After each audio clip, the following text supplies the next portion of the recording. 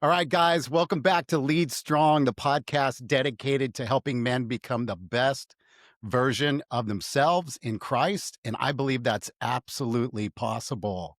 So I'm your host, Dan Driscoll, together with pretty much the funniest guy I know, Joe Kirkinen, who's a co-host.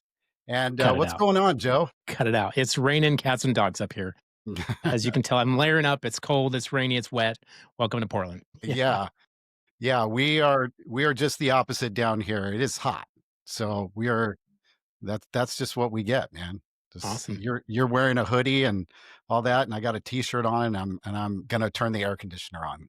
Okay, well, you're living the dream up there and I'm wet and cold and sad. Yeah. Yeah. So today, Joe, we've got a pretty powerful, hard-hitting topic, and that is fatherhood. And Mm, fatherhood, I believe, really hits guys hard right in the chest because, there's so many different issues that go along with fatherhood, and we'll get more into it in a minute. But tonight we're not talking about parenting tips or family vacations. We're talking about, as our podcast is about, is leadership in the home. mhm. Yeah, and it's tonight's not going to be about how to get your kids to listen to you, by raising your voice. We're going to talk about identity and calling, because whether you like it or not, you're leading. And so tonight we're going to talk about where you're leading, how you're leading, and hopefully you find some encouragement in that. So, Yeah, so exactly. So today's podcast is titled Fatherhood is Leadership, man. mm, Fatherhood is leadership, and it's the call to protect, guide, and build character.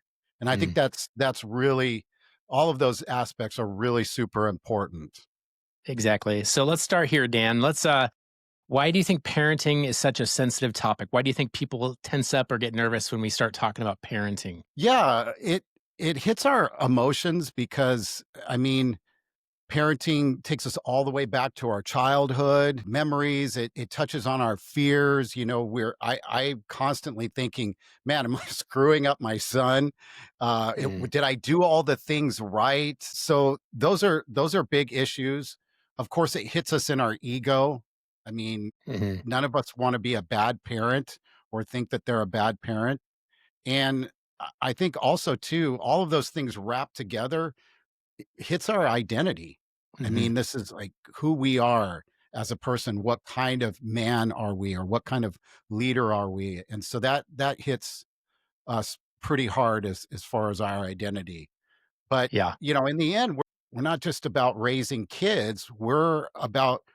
We want our kids to be good men and women, and that's what we ultimately want. And so that's, when we think about how we're falling short or whatever we need to improve in that area, yeah, that's where maybe some shame comes in. Yeah, it's definitely a job that when you've had your first kid and you meet them and then the Mhm. nurses and doctors send you home for the first time, there's no manual, I mean, you've read all these books, but you're like, "Wait, they're not following me home," you know? And you're supposed to know what to do, right? So it's definitely one of those jobs you have to learn on the job, give yourself grace, give yourself time, right? Give yourself some patience. And it's just full of comparisons, right? We see people online on Instagram, right? The family's perfect. Every weekend, every month, it seems like they're going to Mexico and their pictures are perfect. And, the kids always are perfectly dressed. And you're just like, man, I'm cussing my kids out in the van and, telling them to stop wearing my clothes, my underwear, like stop grabbing my stuff. I'm leading worship on Sunday and I'm sure my neighbors have heard me throw a few swear bombs. So, it's definitely, it's hard when you see the comparison online, right? We live in two worlds, one that's digital and it's all online. And then there's the real world right at home that you hope nobody sees when you haven't cleaned the house. So it's full of comparisons. So, Yeah, totally. But here's the truth. Good parenting, I think while we're trying to shoot for, to be awesome parents, we all know that it's not about perfection. None of us, we're mhm, all going to fall short in this area. I mean, the Bible says we all sin and fall short of God's glory. As parents, none of us hits the mark perfectly. We're doing the best we can. And so really this episode tonight is about how we can do better as yeah, leaders, as fathers. yeah, And so it's really about presence and, mhm, again, leadership and direction. Yeah, so yeah, one of the biggest I guess mindset shifts a father needs to have is, and this is the way I've always approached it, and I think because discipleship has just for some reason has just been in my blood. I mean, when I was a youth Mhm, pastor, the name of my youth group was the Young Disciples, and my life verse up until recently has been Matthew 28:19 through 20, go into all the world and make disciples, right? So mhm, mhm, I look at parenting through the lens of discipleship. mhm, And so that's my approach. And now my verse is still about discipleship, but the way I approach it is like what Paul says in 1 Corinthians 11:1, follow my example as I follow the example of Christ. And so when I'm thinking about my kids, I'm thinking about how are they following me? What kind of example as am I setting for them? mhm. And yeah, because again, you're trying to raise adults and so you're not just raising kids. Yeah, You're yeah, trying to form souls. That's what you're really trying to do. yeah, and oftentimes it turns into a shouting match, and, you yelled at your kids, and you're like, "Why aren't you learning? Why aren't you learning?" And again, they're learning by watching us, right? It's more modeled.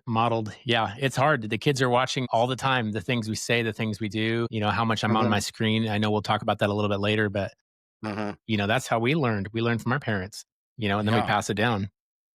Yeah, and my dad wasn't a great example, so I learned a lot of bad things from my dad, but as a parent now, I realize the power of the example that we set. And so, as much as you talk to your kids and you lecture them, it's Mhm, again going back to what you said, and you kind of said it in a way like it's more caught than taught. mhm, And so my son is following my lead, and how I live my life, the way I talk to my wife, the way I, handle stress, what do I mhm. do when I'm wrong? All of those things, like how am I reacting to life and what am I doing that how do I worship? I mean, that's Yeah. a big one. How do I speak to people when I'm frustrated and things Mhm. like that? Yeah, I've definitely, I don't know if your son is this way, but I've got 3 kids, and I've got 2 kinda pretty easy, even keel kids. They could raise themselves, we thought we were really good parents, and then we had our 3rd, and we didn't know what we were doing. And I don't know if anybody out there can relate to this, but we have the 3rd who we've literally called the honey badger since he was born, and he's lived up to it. I mean, this kid is the Enneagram 8, the defiant, the don't tell me what to do, everything. It's, man, he battles us at everything, whether it's, what we're eating for dinner, or what he's wearing, or where we're going as a family. Everything is a battle. Mhm, And I found that, for years I was just getting so frustrated, so frustrated. My emotions would rise. When he was frustrated, I would just match him emotionally, and it just never got anywhere. And so, I think the Lord really taught me to just slow down and kind of become more limp, not limp as a noodle, but I think that's like a saying that, it's a love and logic course. They kind of teach you to kind of, when your kid is emotionally erupting, to just kind of go limp as a noodle, right? It kind of diffuses their energy. But with him, I found out that if he's really, really frustrated, sometimes it's not yelling back or whatever. Sometimes it's, hey man, what's going on? And sometimes I'll give him a hug and he'll just lean right into it, and it's totally mhm, like dissipated. So for me, it was like I need to rethink how I'm parenting this kid who's so defiant, so difficult. And I found myself having to actually go back and apologize, like, "Hey, I'm really sorry I raised my voice at you or I swore at you." And now I'm seeing him do the same thing to me. Like he'll curse or blow up or whatever. And then if I kind of just stay calm, like 5 minutes later, he's walking into the room and he's like, "Hey, I'm really, really sorry that I blew up like that. I shouldn't have done that." And so versus mashing and going battle for battle, like if you have a difficult kid out there modeling these things, like it's totally changed. I wouldn't say we're perfect, but I would say it's changed a lot of that dynamic when maybe he just doesn't know how to express his anger, his emotions, whatever. And so it's an outburst, right? And mhm. so sometimes I'll just apologize, and I see him modeling that back now, which is really cool. Yeah, and this just goes to show you, I think, that fathers have such a powerful impact on their kids. I mean, when you look at the research, it's very well documented that the father impacts the family like no other. I mean, it's not Mm, even close between the mom and the father. And when they look at, mhm, there's a couple of different studies out there. I don't know if it's Pew Research or the Barna Group, but I've heard some quoted before. One of them is regarding going to church. There's Mhm. there's one out there, but as I did more research, it seemed like it was more geared towards Sunday school, which could still be church attendance. But I to look into it a little bit further, I looked into a study, and there was a Swiss study that showed that and I would say that, the Swiss aren't terribly religious, right? Mhm. So, uh, that if when dad went to church, 44% of the kids began regular church attenders. Now, if you compare that to the mom, it wasn't even close, Joe. It Mm. was this blew me away because I was looking into the other study just to make sure that when I talk about it that it was correct, but this one showed that if mom went, only 2% of the Mm. kids, Mhm. right? You're talking this isn't a 200%, this is a A 2000%. 2000% Yeah, difference. yeah. The increase in the likelihood that your kids are gonna be attending church if Yeah. dad is doing it Wow. compared to mom. And so we know that. I think we know it intuitively. We don't there's a lot of pushback against it in our culture, but we know it intuitively. So it should just man, all of us dads should just take a moment just to let that sink in. Guys, if you're Mhm. listening, just let that sink in, the Yeah, weight. yeah. It's and it's not a bad weight. It's a good weight. It's the opportunity to make a powerful impact on your kids' lives. And it's not to negate, what the mother brings, to the home and to the relationship. And No. there's single moms out there doing their best, and the husband is gone, he's out of the picture, he's abandoned them, and then Mhm. we've got the culture showing us the Homer Simpsons and the Ed Bundys or whatever of the world, right? The drunk sluggards, laying around the house, and so a lot of the moms and the women have had to raise up and kind of be the leaders of the home because the men aren't stepping up, right? But you're right. You hit it on the head. I've seen dads who've gone through divorce and they bring their boys and their kids to church faithfully every single week, and that's not always the case. A lot of times, guys just kind of check out, and but men are definitely the thermostat, and so that's a powerful, that's encouraging, but it just shows the power of it. So let's go a little deeper. Spiritual leadership. Why should the dad be the spiritual leader and not the wife? Dad, I'm gonna let you chime in on this. I'm probably a little bit more egalitarian than you are, but I'm gonna let you chime in on this one. Yeah, I mean, I wouldn't say that I wouldn't say that it's not a it's definitely the work of both parents, but I would say that, biblically speaking, this is the way God designed it. If you go back to the garden, it was Adam was put in charge of the garden, Paul builds on this whole idea of Jesus and the church, Jesus being the head and the church being the body. The head is the man. He clearly says that, and Hmm. the wife is the body. So, Hmm. I mean, there's that, and I think again, looking at the impact that fathers have just by looking at a couple of studies. Hmm. So I would say that I would say when we look at society and we see that when when a home doesn't have a father, even though the mother's trying to do her best and she does a great job filling in that gap, but Hmm. the prisons are filled with men who don't have fathers. Hmm. So and and it's what the kids have. They're not lining up to go to therapy for mother issues. They're Yeah. lining up to therapy for father issues. And it just again, this just more, even though it's negative, it's showing the impact if you don't have a good father. Mm. Yeah. So yeah, it's really, really important. And I think one of the issues that we have is sometimes dads, what they do is they abdicate their leadership to the mom. And Hmm. I don't think that's good for the moms either because now and I deal with broken marriages, so I see this a lot in guys who have taken their leadership and they've given it to their wives, and what it does to them is it stresses them out. Hmm. And they feel not only stressed out, but they get angry over it. Now they'll step up and lead if the guy's not gonna do it, but it's not something that they really, really, really want Yeah. to do. Yeah. So when the dad leads spiritually, the home is secure, right? When he's not, when he's not leading spiritually, it gets chaotic, right? Yeah, yeah. And yeah, and it's again, it's spiritual leadership is not about preaching sermons or anything like that.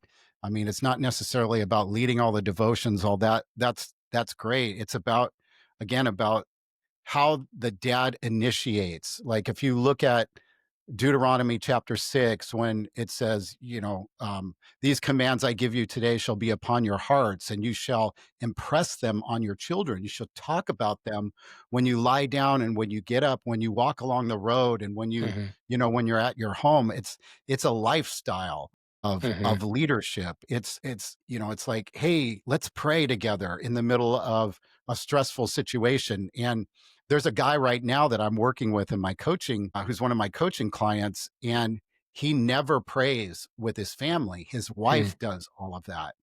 mm, And so I've been coaching him the last couple of times. He prayed with his kids, but his challenge was, and it was even tonight, was because he tried it last week and it didn't work out. And I'm like, can you do it tonight at dinner? Just lead mhm. in prayer. I said, not only will you be modeling that for your kids, but your wife is going to be like, Yeah, man, yeah, you're leading in prayer. yeah, Wow, she's gonna be, like, so grateful that you're doing this, that she doesn't have to do it. She's gonna actually be he's gonna score major leadership points in his home, yeah. and so, again, it's like the guy's just like, "Hey, let's go to church. Let's talk about this. Let's" the guy's just modeling humility as well, the dad. And that's also good for your marriage. I mean, I stepped into one of the marriage classes at our church, this group called Reunion that our marriage pastors at our church do, 20, 30 couples, going through. Usually they go to this class if they need more than a kind of a tweaking of their marriage, but it's like they're on the rocks. A lot of them are, Mm, even been together 20, 30 years and they're about to call it mhm, quits. And they were talking about the praying together. It's something again like 1500, 1500% like more likelihood that their marriage will be intact if they pray together daily as a husband and wife. I mean, there's power in that. And then when the kids see that modeled, they're going to want that for their marriages. So again, just like in parenting and marriage, like we need to model these things. The kids are watching. If I can jump to another topic, you kind of developed your parenting lens from the John Wooden's pyramid of success. Is that what it's called? yeah, yeah, I know this is kinda strange. We're like, "Oh, really? You okay, so you got your parenting model." Is this a boomer thing, Dan? No, just joking. Well, John Wooden, he's one of the greatest coaches that ever lived, right? He coached UCLA When did he basketball coach, Dan? When did he a long time coach? ago. Okay, so it's a boomer thing. I am still Gen X, Okay, technically. okay. I was born in '68, so although my son calls me a boomer, I tell him, Yeah. "I'm not a boomer, so Yeah, you can say alright. that till you're blue in the face." We can blend in, we can blend in. Yeah. I'll call myself a boomer too.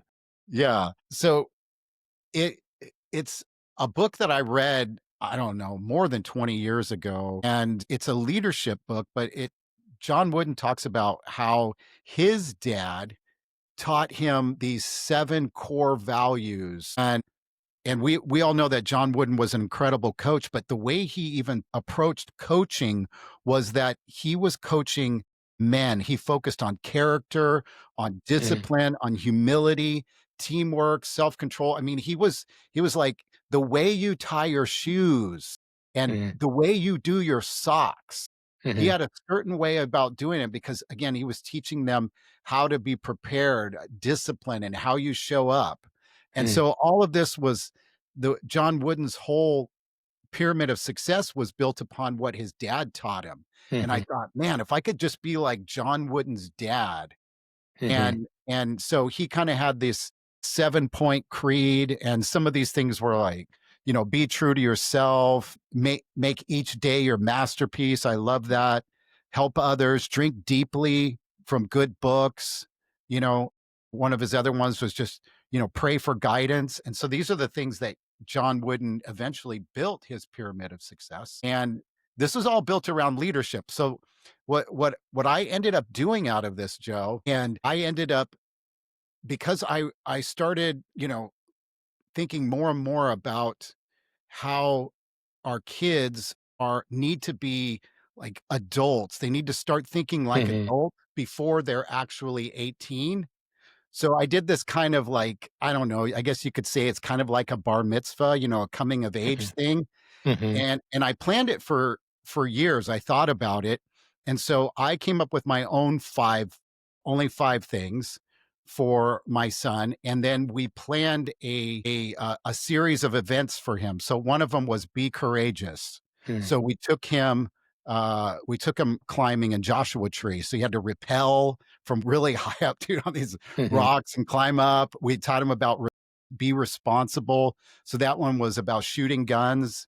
And Mhm. so he got lessons on how to shoot a gun because responsibility can be a life or death thing, right? Mhm. So that's why. And then it was be pure and be a leader. And then we videoed all of that. We put it together in a slideshow. And then we did a party for him at 13, and I made him write a speech, and he had to give it about leadership and about his whole experience. And so these are the things that I was prepping him for. And then fast forward to when he turned 18, is I made him revisit all of that. And then we had a big party again for him with his friends that were, high school Mhm. kid and his family. And he had to give another speech about all of this stuff. Wow. And so it was a really, really cool experience. But again, I was trying to teach him, like, hey, you need to start thinking like an adult, not in the sense Mhm. like threats him out, but you're a man now, right? Yeah. 13, Yeah. you're becoming a man. So what I didn't want to do is I didn't want him to turn 18 and then all of a sudden, You're a okay, man. now I'm a You've man arrived. now. Okay, now what do I do? Yeah, you're But voting all of age, this and was now good yeah. luck. Here, go off to college and good luck. Yeah, all of this was built off of John Wooden, though, and a little bit of Jewish, Yeah. tradition. Yeah. I've got some guys in my church that do that with their boys. It's a coming of age thing. I can't remember what the thing is that the book that they read. It's like Primal Path or something. Have you heard that? Yeah, I was gonna Yeah. mention that. You know, Yeah. I know some guys who found a lot of value in that. It's a similar kind of coming of age and Mhm, these mhm. adventures. Some of them are grandiose, and you're like, I can't really afford to fly to the East Yeah, Coast and go to a Patriots yeah, game, front row seats yeah. as much as I'd like to.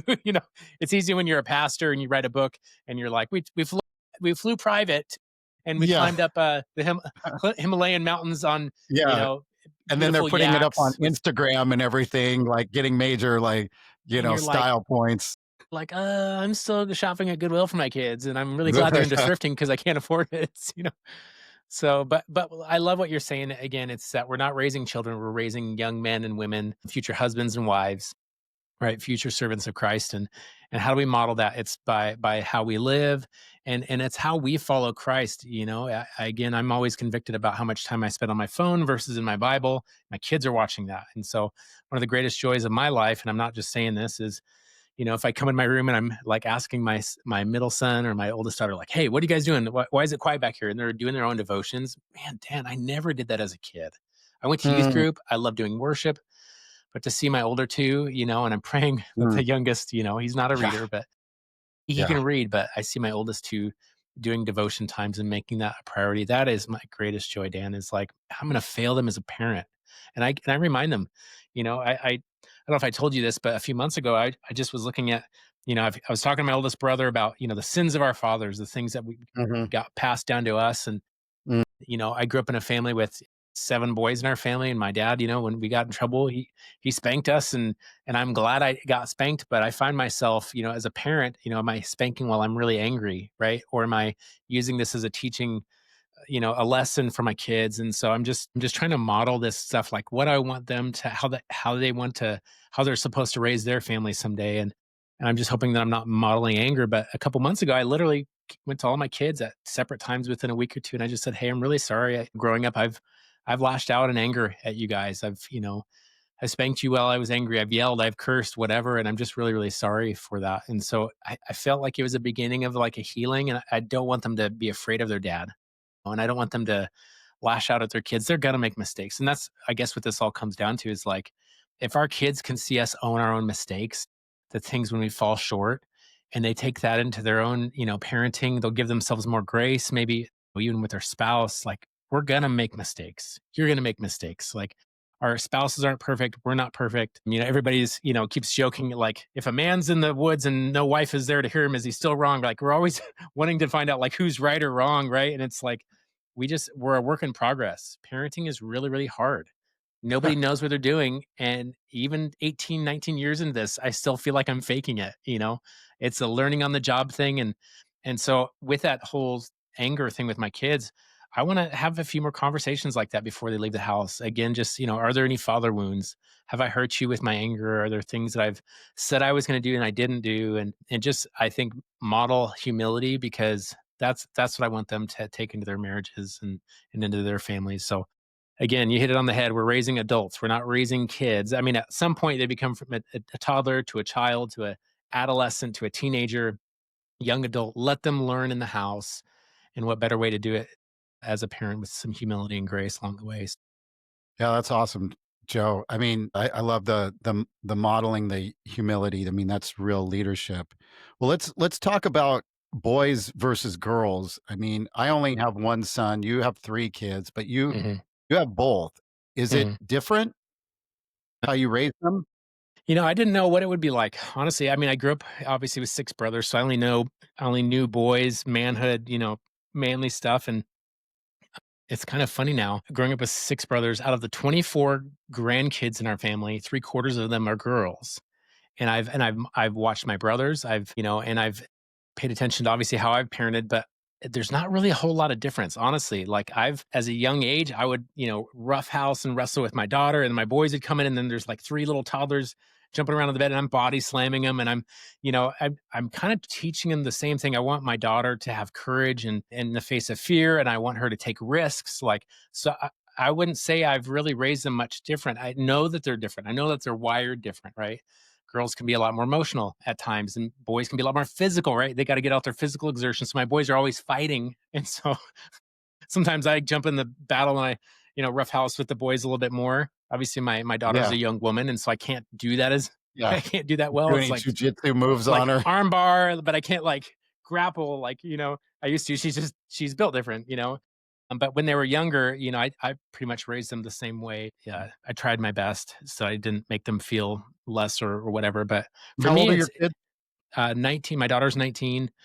Middle son Judah is 17, and then my youngest son Cademan is 14. So again, I haven't really raised them differently. They are different. God has given them different gifts and abilities and temperaments, and so I try to be sensitive to that, how God has made them. And I think I've been learning over the last few years. Try to take my kids out on dates, little coffee dates, and just try to connect with them and try to model Mhm. the best we can. And I've always loved, modeling affection towards my wife. My kids, just it drives them crazy. They'll hear Yeah, me kiss her in the kitchen, and they're like, yeah, "Oh, why do you make love so disgusting?" And I'm just like, "Let me yeah, smack, my wife on the butt, and she'll smack me on the butt." And that just, I want them to know that like that's a good thing. It's a good thing that your yeah. parents Affection. actually Yep. have affection for each other.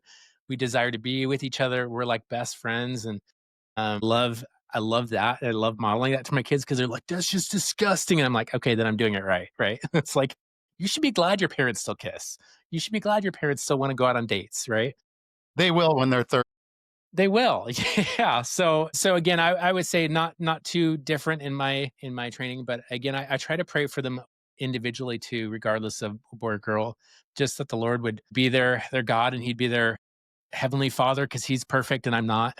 I think just realizing that, it's like, man, I'm gonna let him down, but that's my greatest desire as a father, is that the kids would learn to follow Jesus, because I'm going to fail them. I'm going to fail them until the day I die. And my wife's going to fail them. And so, yeah, for me, it's not really that different. I would say there's probably people out there that maybe they're very different. Even my twin brother, he's got seven daughters, and he rough houses with them. They all know how to do cool ninja moves and make funny faces. And so I've seen my brothers do exactly the same thing. And we're all faking it till we make it. It's definitely swung from like 100% boys in my family, immediate family, to mostly girls in the next generation, which is wild. So Wow, that yeah. is wild. Anyway, 7 daughters. So your mom yeah, had 7 sons and your seven sons, and my brother, twin had seven daughters. So 7 yeah, daughters. Wow. yeah, it's been wild. It's been wild, but yeah. Do you want to talk about Yeah. discipline, Yeah, let's boundary, talk about structure? discipline. Let's talk Yeah, about let's that. yeah, yeah, of course, when we're talking about discipline, it's not necessarily I mean, of course, spanking or, punishment or something like that is part of it, but it's also, I think it's about boundaries as well and discipleship. And Mhm, yeah, again, I think this is a good opportunity for men to lead on as well, mhm, because I again, I just see how this kind of stuff, this weight just really weighs on women, and when the father can take this and be the main disciplinarian, I mean, you gotta be on the same page with your wife. I mean, mhm. philosophically, you guys have to know, and you have to back each other up. But, I mean, there was this thing where, I mean, growing up too, like, wait until your dad gets home, and it was always this, like, Well, yeah. "Man, dad's gonna get home." Was there a difference between, your parents, like, spanking? Because my mom would spank, and we'd be, like, faking it, and then when dad got home, it was like, "That's a swat." It's a difference between a mom would spank and dad would swat. It's like a honeybee versus a wasp. One's Oh, gonna yeah. leave a mark. Yeah, my mom would, yeah, she really wouldn't spank us. I mean, I remember her, like, hitting me with a brush a couple of times, but, this was definitely not, 2025. And, but my dad, when I got in trouble, I got a whooping, dude. Yeah, Like, my yeah. dad got Oh, out the yeah. belt, and You're on I the got my ground. butt "Tell kicked. my story. Tell my story. Tell tell mama I was a good boy," you know? I know, because you thought you were gonna die, Oh, literally. yeah. Yeah, dad's eyes like, "Oh." And my dad would just take off that leather belt, dude, and just get that thing and just Dude, whack. the leather back then was real. It was, like, straight off the cowhide. I mean, now it's, like, fake leather, small stuff. Those were Yeah, thick belts with buckles and, totally thick. like, quarter-inch thick. We're talking pork belly thick. That's how thick those belts were. Yeah, And if they were snapped it's like a whip, broke the sound barrier. Oh my yeah. gosh. And I think too, just like, because again, discipline isn't, about beating your kids or whatever, but it's like, it's the vision for how you want your family to look. Again, it's about shaping their character. And that's why a lot of guys, they go to work and they get home and they've left a lot of this stuff to the wife. She works all day and she gets home and she's got to do this too. But the dad, and when the dad does this, really, really, like, the spiritual leadership, it really just sets the tone for the whole household, you Yeah. know? Yeah. And And so I think it's really important. it's discipline, it's not punishment, right? Proverbs 22:6 says this, "Train up a child in the way he should go. Even when he is old, he will not depart from it." You know? And, I think a lot of kids, the parents wanna be their best friends, want everything to be happy, and, we create little monsters because we wanna make them our best friends. I see a lot of parents do that, and it's like, "Man, you're setting yourself up for failure. They're gonna resent you later on." I'm grateful I was spanked. In the moment, I hated it, right? Like you said, I thought I was gonna die. I'm like, literally, tell my story. I'm on the ground, like, you killed Yeah. me. I mean, I remember one time my brother was driving around on his bike and I gave him a big body glove on the back. He was being a smart aleck. I just wailed on him and it just left a big old handprint on. I was like, yeah. And he's on the ground crying. And I look over my dad. He's in the wood pile chopping wood. And I'm like, oh crap, I'm dead. He came over and Mhm. in a wail Yeah. of whatever. And I'm on the ground. It's gravel. And I'm just like, this is where my story ends. But I love that. Train up a child in the way he should go. Even when he's old, he will not depart from it. Again, we're not called to be their best friends. And I'm hoping someday, my kids want to be like we are friends now as they get older, as Mhm. they become adults, but training them Yeah. up, that's what they need. They need boundaries. They need that discipline. And I think there's just a heart behind if you're doing it out of anger or you're doing it. There are parents out there who punish their kids and are do the worst things possible to kids. But I think there's a way to do it in a godly way and to calm yourself before you do it and set clear boundaries. Hey, we're going to take time out. We're going to take your screens away. We're going to have alone time. We're going to whatever it is. But America, again, everybody's too happy and worried that their kids are going to get taken away if you actually spank them. But I don't Yeah, think, yeah. yeah. Yeah, I mean, I'm always thinking about not how my child behaves, but when they do something, what's at the core of it? Hmm. What was the character issue that beneath the surface that led to them doing that? Because, again, we can be concerned about behavior, and behavior is important to some degree, Mhm. but it's their character that we're Mhm. mostly should be mostly concerned about, because Yeah. that's who they are. Not necessarily always what they do, but that's who they are. Mhm. And, so yeah, I think it's good. We need to let our kids fail. We need to let them Mhm. fall. We need to let them struggle. Again, going back Mhm. to what say we want to wrap them in bubble wrap, Yeah. and I mean and not skin their knees, or and it's harder too, I think, nowadays. I mean, to yeah, in some ways it's a little bit scarier out there for parents. So I get some of that, but you don't Especially want new to be parents, yeah. right? New parents. Dan, have you heard the, sorry, I totally cut you off, but No, this go ahead. picture jumped in my mind about the butterfly, right, in the cocoon. The Mhm. temptation is, right, is that you see this struggling little insect wanting to come out of the Mhm. cocoon, and if you cut it open, if the caterpillar, turns into a butterfly, if you cut it open so that it doesn't actually struggle out of that cocoon, it'll die. The struggle from that chrysalis is actually what puts blood and energy into the wings. It will die if you cut it open. So that struggle, it's kind of like you hear silver spoon kids, kids who grew up with no struggles and then they can't ever, failure to launch, right? It's a perfect picture. And I just realized that I'm like, have I been too easy on my kids? Right. So if you're a new parent and you're watching this, realize that the struggle is good for your kids, for them to fall down, for them to make mistakes, for them to not have every little toy or present that they want. It's a good thing, right? Growing up Yeah. not having a ton of money, obviously, and my parents, they disciplined us. I see kids that didn't have any of that. They got everything they wanted. One of my best friends in high school, his parents bought him a brand new Camaro. You walked over to his house and that kid walked around like the king of the castle. His walls were lined with, action figures still in boxes, Star Wars and X-Men. And this kid got everything he wanted. His parents had a lot of money. That kid is still living in his parents. That kid, he's not a kid anymore. He's mid 40s, living in his parents' basement right now. And it's his whole life is just it's a dumpster fire. And it breaks my heart because his parents gave him everything he wanted.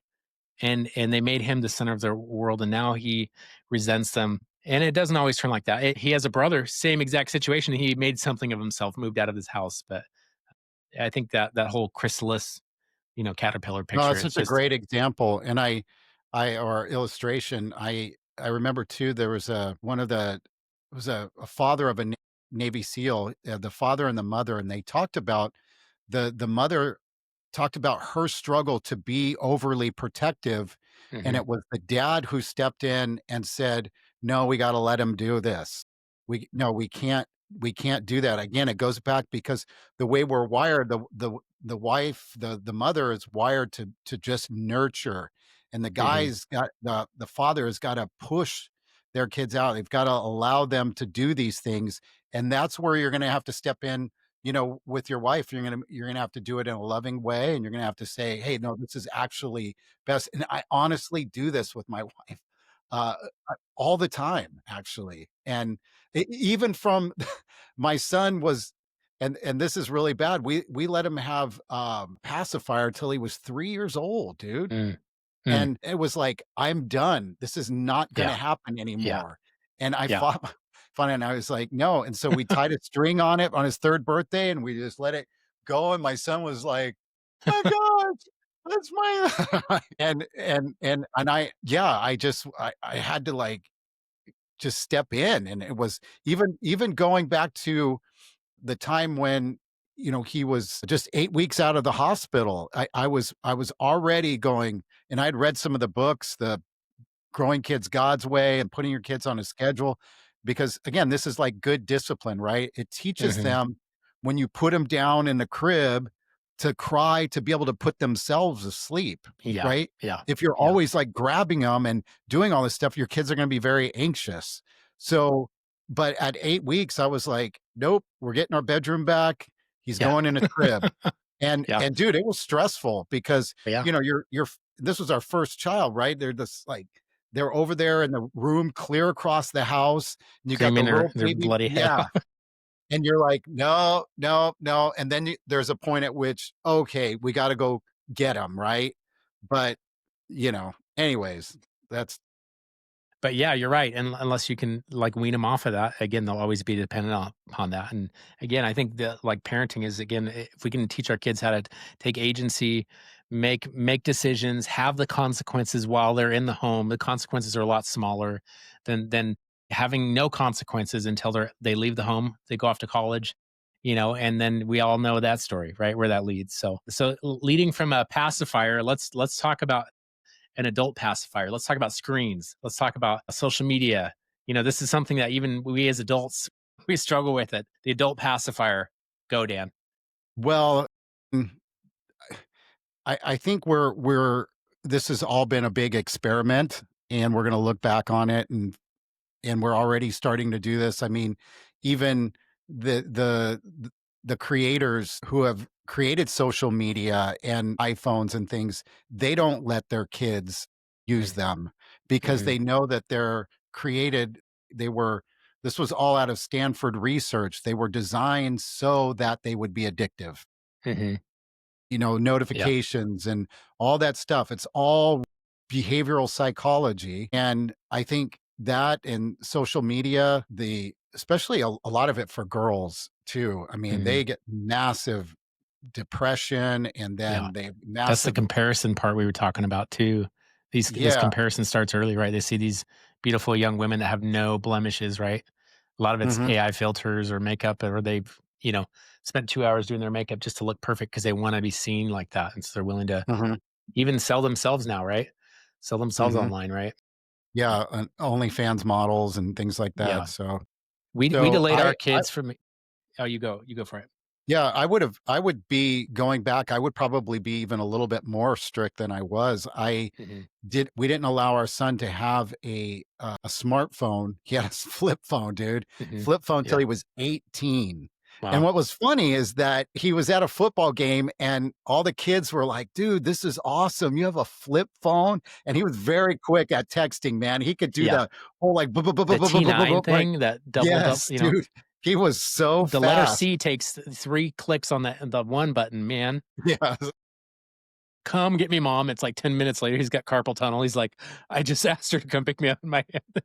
Yeah, so I would even be more strict about some of it, but I think that was probably one of the best decisions we made was not allowing him to have a Yeah. phone like that had a screen. And Yeah. then but then when he got one, when he was 18, dude, it you could just see the change. I Yeah. mean, it was Yeah. instantaneous, like Yeah. Yeah. boom. Now he Yeah. walks around, yeah, just like Yeah. most of us, right? Well, Yep. Yeah. My 3 kids, we waited till they were freshmen in high school because we were like, "Oh, we need to be able to track them down." We try to have no, like, Chrome browser or internet browser, and no phones, no computers in your room, things like that. No tech. that's a good one. So the kids can't have phones in the room because they might as well, it's like FaceTime now. You could basically have, a boy or a girl in your room on your phone, and that just doesn't lead anywhere. So we were strict on that. But again, freshman year, 15, 16 was kind of when we let oldest and then middle and then the youngest, he seemed to get one a little bit earlier than everybody else. But again, it's that, you go on vacation with your kids and the temptation is just, why are we all on our phones, right? It's this addiction. And so again, it goes back to modeling. Again, am I on this thing more than just as much as them? I can't yell at them if I'm doing the same things. So yeah, we're raising adults and we're trying to model it. Yeah, let's talk about modeling humility and extreme ownership. Okay. Can we finish with this, Dan? Yeah, yeah, let's wrap it up Okay. with this is Modeling yeah, I mean, humility. I think I think extreme ownership, and I love that book. I love Jocko's book. I mean, he's kind of a hero to me. I taught that book, Extreme Ownership, to my son as I homeschooled him, and I did a leadership class with him, and I we went through that book, and I remember one time he's said so many times now, "Dad, I did extreme ownership," and I'm like, oh, man, that's so good. He owned the situation, apologized for it, and then just didn't over explain himself, just owned it, said, "I'm not gonna do it again," and then yeah, and I think yeah, it's so important to model that. I think teaching that to your kids, through that book, they actually have a really cool kids book called The Way of the Warrior, which is really good. Jocko has that book. Yeah, extreme ownership really is just another fancy term for, because I think it's a little bit more, I don't know what you would call it. It's a little bit more, gives you a better picture of how important it is, Mhm, but it's leadership, really. That's what mhm, he's talking about, and yeah, it's leadership, and, modeling that is important. mhm, When you blow it, and you said this a couple times tonight, Joe, when you blow it, you've gotta own it. Like you talked about, talking about some ways that you didn't parent well in the moment, and you're angry, and dude, that goes so far. We don't even know how far that goes. It's like your leadership capital goes well up. Your account gets an automatic deposit when you do that, because then your kids are going, wow, dad's just not talking about this stuff, he's actually living it. yeah, yeah, yeah, humility is leadership, responsibility, presidents press presence is leadership, being present with our kids, right? Being off our phones, being present with Right. them at their games, right? At their basketball games, the kids, "Dad, you were on your phone." I got hit in the face for the basketball one of my son's basketball games. I got a text from my brother, and so I was looking down for 1 second, and my son's like, "Dad, you were on your phone." And I'm like, "My brother texted me," you know? Of course, I get walloped right in the face, but the kids are watching when we're watching. They're is mom and dad, are they noticing me? Are they watching, right? It's like, look what I can do. That starts at a very early age. And as much as my oldest, or my middle son now is like, Dad, you don't have to go to my basketball games. Dad, you don't have to come. And I'm like, of course we're going to come. We paid for it.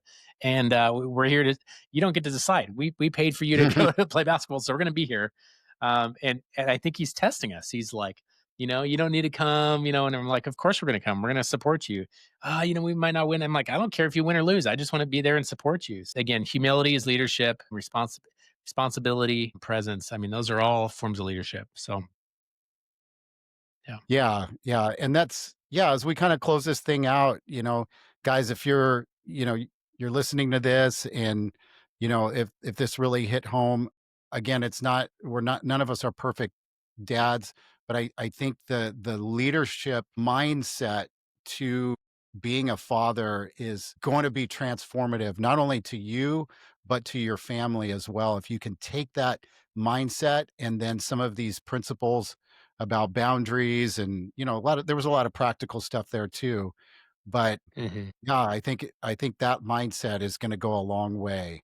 And so, Yeah. yeah. I think a couple things, Dan. I know these are some of our notes here, but I think it's right on. Lead with prayer. Your kids will watch you praying. Ask the Lord for guidance. I think imitate Him. And how do you do that? You spend time in His Word. Spend time Hmm. when you're driving to work. Pray in the morning. Spend time. The disciples got to spend every day with Jesus, and we get to do that through His Word. And so, if you're a person that struggles finding devotion time, find 5 or 10 minutes. You've got a Bible on your phone.